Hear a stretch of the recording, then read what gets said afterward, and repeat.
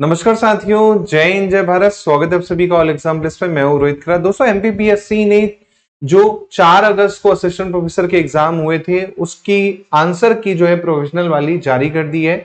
क्या चेंजेस हुए हैं, किस क्वेश्चंस में बदलाव है, जो मैंने आपको आंसर की दी थी वो और इन आंसर की में क्या बदलाव है वो इस वीडियो में हम देखेंगे। तो जल्दी से आप देखेंगे, यहां पर आप अपने सब्जेक्ट के भी चेक कर सकते हैं। अभी फिलहाल लोगों ने 4 सब्जेक्ट के जो है आंसर की जो है जारी की, पेपर 1 की और 4 सब्जेक्ट की। अब इसमें क्या क्या है और सब्जेक्ट वो मैं आपको दिखा देता हूं। जैसे कि आप यहाँ पर देख पाएंगे, ये इसका नोटिफिकेशन है।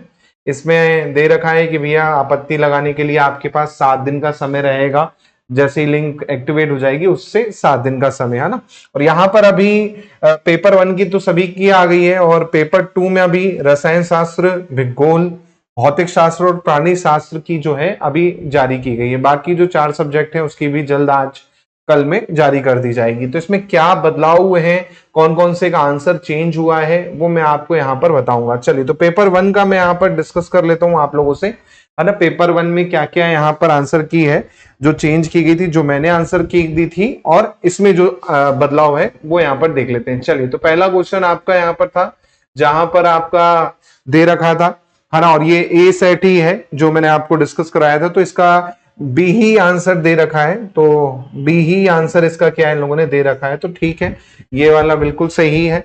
इसके बाद सेकंड क्वेश्चन जो है इसका आंसर सी ही है, अलीराजपुर है, ये भी करेक्ट ही है, इसमें कोई बदलाव नहीं है। इसके अलावा आप देखेंगे थर्ड क्वेश्चन, तीसरा क्वेश्चन देख लीजिए जल्दी से। तीसरा क्वेश्चन देखेंगे तो बुंदेला, इसका भी सही आंसर दे रखा है, बिल्कुल सही है। इसके बाद आप देखेंगे चौथा क्वेश्चन, यहाँ पर चौथा क्वेश्चन था कि औसत वर्षा, इसका भी आपका क्या है, सही दे रखा है आंसर की में, है ना, ये भी सही है। इसके बाद आपका पांचवा क्वेश्चन, पांचवें का भी आंसर ए ही दे रखा है, ये कथन गलत है, फर्स्ट रैंक है, आपको पता है ना। तो फर्स्ट वाला यहाँ पर आपका क्या है, इसका आंसर की है। फिर है छठवें का यहाँ पर इन लोगों ने आंसर ए दे रखा है, जो कि गलत है। एक्चुअल में इन्होंने क्या बोला है, ए बोला है इन्होंने प्रोविजनल आंसर की में, लेकिन अगर आप एनसीईआरटी उठा के देखेंगे, है ना, तो वायरस अगर आप देखेंगे तो वायरस जो है वो एक्चुअल में क्या है, निम्डा वायरस है ना। जबकि नेट स्काई क्या है, वॉर्म है। तो इस पे ऑब्जेक्शन लगा सकते हो आप, है ना, क्योंकि एनसीईआरटी के बेसिस पे आप देखोगे तो ऑब्जेक्शन इस पे लगा सकते हो, है ना। तो यहां पर इन लोगों ने ए आंसर जो है यहां पर दे रखा है। सातवीं की बात करें, देखिए अगर आप कहीं भी सर्च करेंगे तो आपको देखिए नेट स्काई जो है, विकिपीडिया का सोर्स भी लगा हुआ है, आप देखिए यहाँ पर। बाकी आप एनसीईआरटी का सोर्स लगा के भी इस पे ऑब्जेक्शन लगा सकते हैं, क्योंकि नेट स्काई आप देखेंगे विकिपीडिया पे तो कंप्यूटर वॉर्म आएगा, निम्डा आप देखेंगे तो वायरस के रूप में देखने को मिलता है। बाकी आप बस इंटरनेट पे सर्च कीजिएगा और वहां पर आगे एनसीईआरटी लिख दीजिएगा। जैसे आपने लिखा नेट स्काई और एनसीईआरटी, तो वहां पर अपने आप वो पेज एनसीईआरटी वाला जो है आपका आ जाएगा, तो आप ऑब्जेक्शन इस पे लगा सकते हैं। तो क्वेश्चन नंबर 6 जो है ए सेट का ऑब्जेक्शन लगाने वाला है ना, याद रखिएगा, इसमें आप ऑब्जेक्शन लगा सकते हो। इसके बाद आपका सातवां क्वेश्चन है, सातवें का आपका आंसर ए ही दे रखा है, ठीक है, इसमें कोई बदलाव नहीं है, आर्टिकल 156 ही इसका आंसर है। आठवें का आंसर देखेंगे तो आठवें का आंसर आपका डी है, इसमें भी कोई बदलाव नहीं है। राजघाट जो है ये बेतवा आपकी नदी पर है ना। इसके बाद आप देखेंगे नौवां क्वेश्चन, तो नौवें का आप देखेंगे तो नौवें का इन लोगों ने बी दे रखा है ना, नौवें का बी दे रखा है इन लोगों ने करेक्ट आंसर में। नाइन्थ का अगर आप देखेंगे तो बी दे रखा है इन लोगों ने, बी दे रखा है। और यहां पर कहा है कि तांबा निष्पेक्ष में प्रदेश का देश में प्रथम स्थान जो है आपका क्या है, ये बोला जा रहा है क्या है आपका, वो है ना। तो ये थोड़ा सा डाउटफुल है, क्योंकि आपका फर्स्ट रैंक कॉपर के मामले में आपका ये होगा कि नहीं होगा, क्योंकि ए होना चाहिए इसके हिसाब से। तो अगर आप पढ़ेंगे तो तांबा का उत्पादन में प्रथम रैंक है, ये गलत हो जाएगा कॉपर के उसमें। और यहां पर एक्चुअल में थर्ड रैंक है ना, एक्चुअल में थर्ड रैंक है, लेकिन आपका प्रदेश देश में प्रथम स्थान है, तो थर्ड एक्चुअल में, तो ये आपका सही नहीं है, ठीक है, सॉरी, हाँ यही वाला आंसर है, कोई दिक्कत नहीं है, यही वाला आंसर मैंने भी की दी थी, यही वाला दे रखा है, ठीक है। इसके बाद आपका 10वें क्वेश्चन का आंसर लोगों ने सी दे रखा है, ठीक है, नेच फैसिलिटी, कोई इसमें इशू नहीं है। 11वें का है सुभाष चंद्र बोस क्रीडा संस्थान जो है वो आपका पटियाला में ही है, इसमें भी कोई बदलाव नहीं है। इसके बाद मध्य प्रदेश सरकार बाल शक्ति योजना जो है, बाल शक्ति योजना ये भी ठीक है, लोक स्वास्थ्य विभाग की योजना है। कुछ स्टूडेंट्स बोल रहे हैं कि उसमें वुमेन एंड चाइल्ड डेवलपमेंट भी है, तो अगर आपको लगाना हो तो सोर्स लगा लेना, बाकी ज्यादातर सोर्सेस में आपको पब्लिक हेल्थ ही दे रखा है ना। तो कुछ को इस क्वेश्चन में डाउट है, काफी स्टूडेंट्स को, तो वो एक बार देख लेना, बाकी ज्यादातर केस में पब्लिक हेल्थ डिपार्टमेंट ही इसका क्या है, मेंशन है, ठीक है। इसके बाद आप देखेंगे आपका इसका बी दे रखा है ना, बिल्कुल इसका मैंने आपको पढ़ाया था इस योजना के बारे में, नंदीशाला स्कीम के बारे में, है ना, तो ये सही है। इसके बाद आप देखेंगे मध्य प्रदेश में जैविक खेती, तो जैविक खेती का बिल्कुल सही ए ही दे रखा है, 2001 2002, कोई चेंजेस नहीं। मध्य प्रदेश में ग्लोबल स्किल पार्क कहां पर है, तो इसका भोपाल ही दे रखा है, बिल्कुल सही है ना। इसके अलावा आपका उमंग के साथ में कौन कौन सा आपका है, तो ये भी सही है, आधार और डिजी लॉकर ये सही दे रखा है। इसके बाद प्रोफेशनल नेटवर्किंग साइट लिंक्डइन का स्वामित्व किसके पास में है, तो भैया माइक्रोसॉफ्ट के पास में ही, ऑलरेडी मैंने आपको बताया था 2016 में माइक्रोसॉफ्ट ने इसको एक्वायर कर लिया था। इसी प्रकार आपका बेगम महल जो है वो किसके उस पे है ना, 18 नंबर क्वेश्चन, चिमनी बेगम के नाम पर है, ये बिल्कुल हृदय शाह ने इसको बनवाया था। अगला क्वेश्चन है नाच चांद मेला, ये भी ठीक है, आपका पन्ना में ही मनाया जाता है, इसमें कोई चेंजेस नहीं।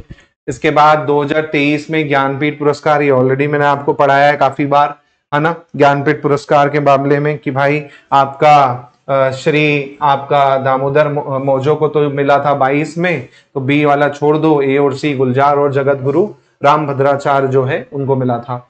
इसके बाद अनसर्टेन रिकमेंड सेगमेंट में अगर आप देखेंगे तो इसका बिल्कुल सही है, अनुसुईया सेन गुप्ता द सेमलिश करके मूवी के लिए मिला है, ठीक है।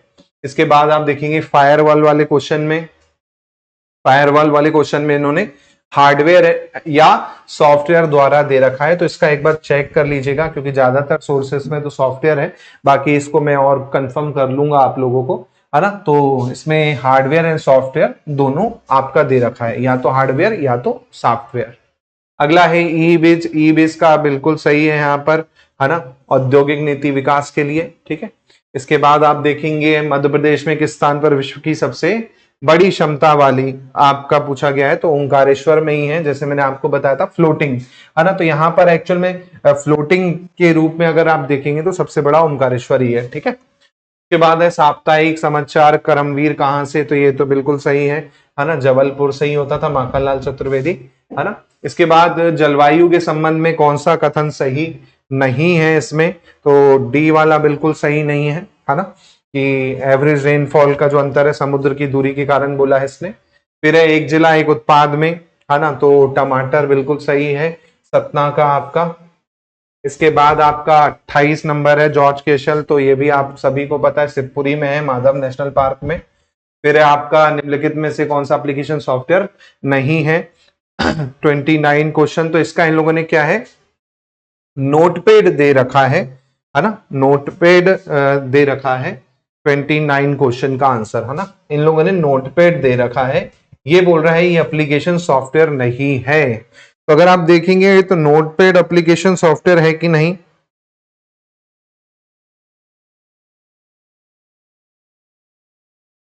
देखो वो नोटपैड अगर आप देखोगे तो प्री इंस्टॉल के रूप में आपका आता है और बेसिक उसके रूप में यूज होता है ना, तो इसको आप एज अ नोटपैड को कंप्यूटर सॉफ्टवेयर है कि नहीं, तो भाई सॉफ्टवेयर तो है कंप्यूटर, अब एप्लीकेशन है कि नहीं ये इसमें पूछा जा रहा है, तो कंप्यूटर सॉफ्टवेयर तो है नोटपैड।